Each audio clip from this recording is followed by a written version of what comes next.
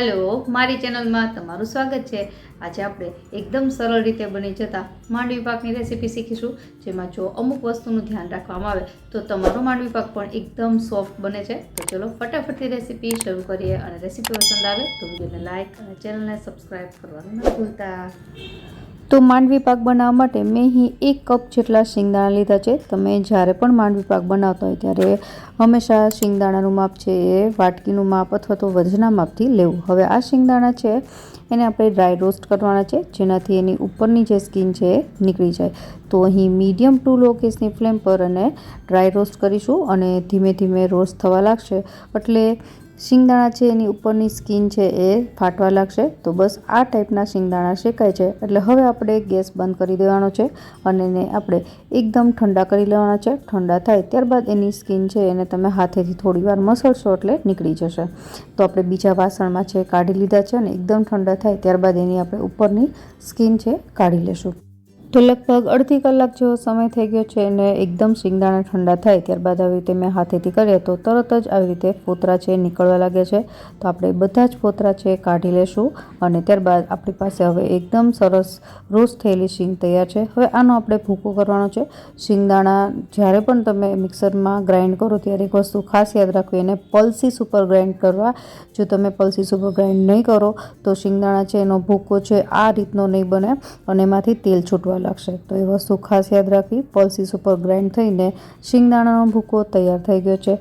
तो 2 बेचमां आवी रीते मैं ग्राइंड करीने शींगदाणानो भूको तैयार करी लीधो छे।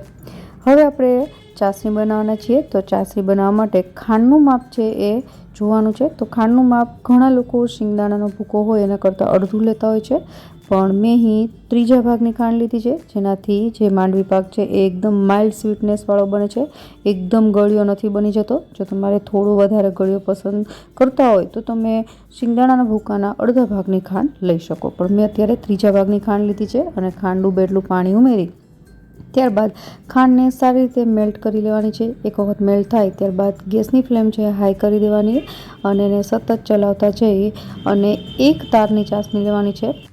मांडवी पाक छे ए एक तारनी चासणीथी एकदम सॉफ्ट बने छे। जो थोड़ी कड़क चासणी हशे तो मांडवी पाक छे एकदम कठोर बनी जाय छे। तो ए याद राखवुं। तो 8 થી 10 मिनिट जेवो समय थवा आव्यो छे अने चासणी छे बनवा आवी छे। तमे चासणीने 2 रीते चकासी शको। एक तो पाणीमां आ चासणीना ड्रॉप नाखी अने तमे हाथेथी लईने एम पण चकासी शकाय अने अत्यारे हुं तमने आंगળી अने अंगूठानी मददथी आपणे तार बनावीने जोशुं। तो अहीं આવી રીતે જો તો તાર બને એનો મતલબ કે ચાસણી થઈ ગઈ કહેવાય। અત્યારે તમે જોઈ શકો છો તાર નથી બન્યો, તો હું ફરીથી એને 2 થી 3 મિનિટ માટે ઉકાળી લઈશ અને ત્યારબાદ ફરીથી આપણે ચેક કરીશું।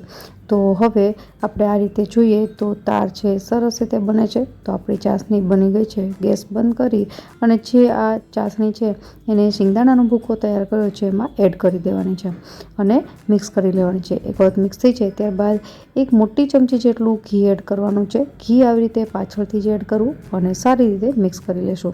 ત્યારબાદ એક વખત સરસ રીતે મિક્સ થઈ જાય એટલે એને એક ઘીથી ગ્રીસ કરેલી પ્લેટમાં લઈ લેવાનું છે। ઘણી વખત જો તમને આ મિશ્રણ ઢીલું લાગતું હોય તો એમાં બીવાની જરૂર નથી। ઠંડુ થશે એટલે ઓટોમેટિક એમાંથી સારા એવા માંડવી પાકના ઢેફલા પડી જશે। અત્યારે આપણે ઘીથી ગ્રીસ કરેલી પ્લેટમાં લઈ લીધું છે અને ઉપરથી ચમચી વડે એકસરખું કરી લેશું અને સાથે સાથે છરીની મદદથી આમાં કાપા પણ પાડી લેશું। હવે આપણે આ માંડવી પાકને અડધી કલાક માટે ઠંડો થવા દેવાનો છે। એકદમ ઠંડો થઈ જશે ત્યારબાદ આપણે તવીથાની મદદથી એને કાઢી લેશું। તો અડધી કલાક પછી જોઈએ તો માંડવી પાક એકદમ ઠંડો થઈ ગયો છે। જો તમારે ગાર્નિશ કરવું હોય તો ઉપરથી પિસ્તાની કતરણથી ગાર્નિશ કરી શકાય। મેં અત્યારે એકદમ સિમ્પલ માંડવી પાક બનાવ્યો છે એવો જ રાખ્યો છે અને તમે જોઈ શકો છો એકદમ ઇઝીલી નીકળી પણ જાય છે। તો આપણો એકદમ સોફ્ટ એવો માંડવી પાક તૈયાર થઈ ગયો છે। આશા રાખું રેસીપી જરૂરથી પસંદ આવી હશે। ફરી મળીએ નવી રેસીપી સાથે, ત્યાં સુધી બાય બાય।